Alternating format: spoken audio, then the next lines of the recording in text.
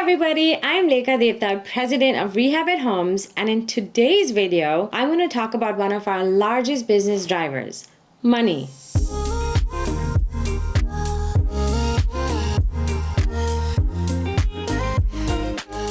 Now, some of the most important lessons I've learned in real estate investing has been around leveraging other people's money, or OPM, and some other techniques of raising capital. Think of this as a way to scale your business, but also a way for those other people that are investing in your business to turn a profit by leveraging your expertise and your hard work.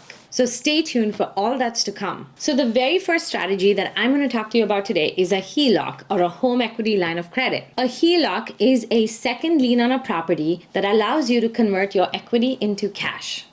You borrow against the equity, which is the home's value, minus the amount you owe on the existing mortgage. And you can draw from a home equity line of credit and repay all of it or some of it every month. Kind of like a credit card.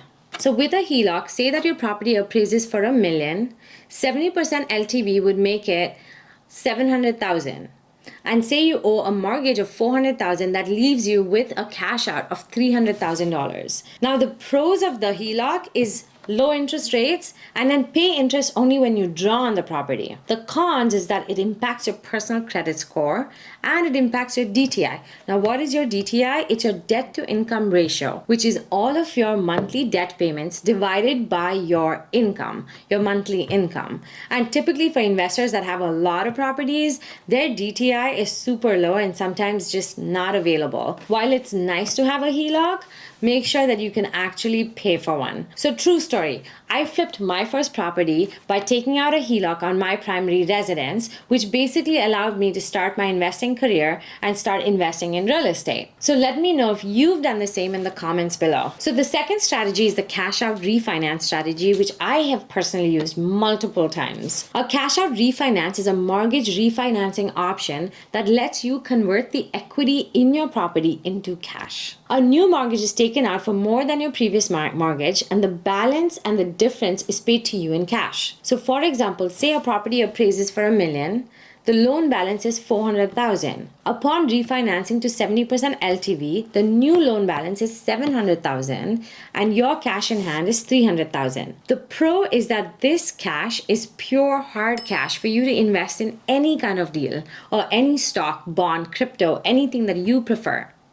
The con is that it does require you to qualify for a higher mortgage payment, and not a lot of people can afford that. So the first time that I did a cash out refinance was on a single family house that I bought in Tacoma, Washington back in 2018. I bought this property for $125K. I put in $25K into it and the property appraised for $230K.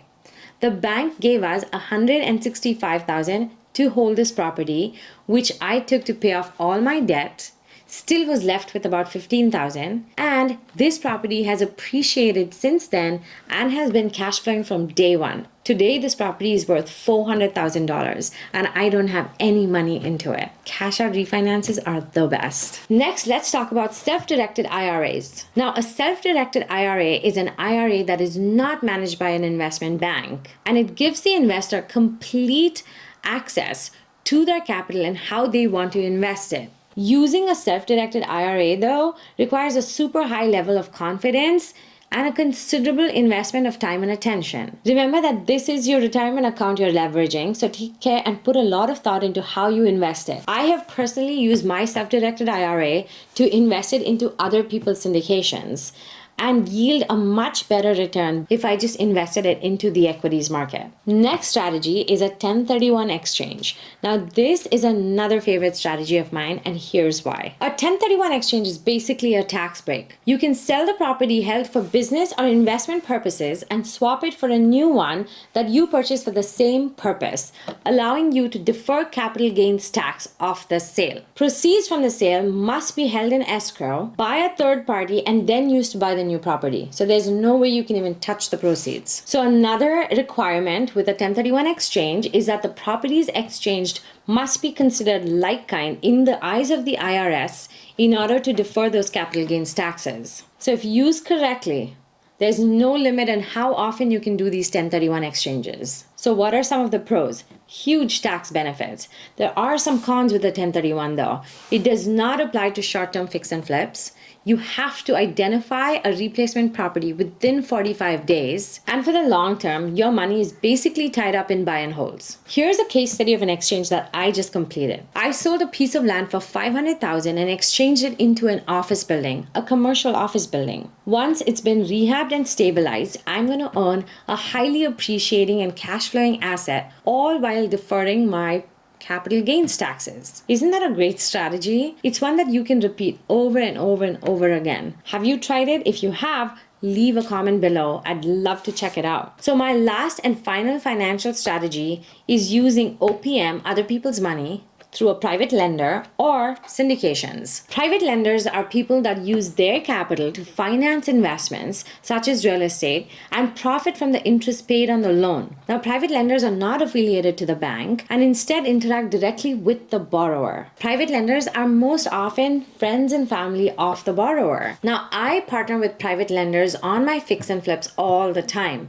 I either offer them a straight up interest rate or sometimes even offer them an equity in my deal. Crowdfunding allows multiple investors to pool their money and collectively invest in a larger real estate deal than they could on their own. I recently used this method of capital raising to syndicate a large apartment building right here in Seattle. Now, this does require a lot of SEC regulations and understanding the mechanics of a whole syndication. So hire a good attorney to walk you through those regulations before you start syndicating for a project. So that's it from me.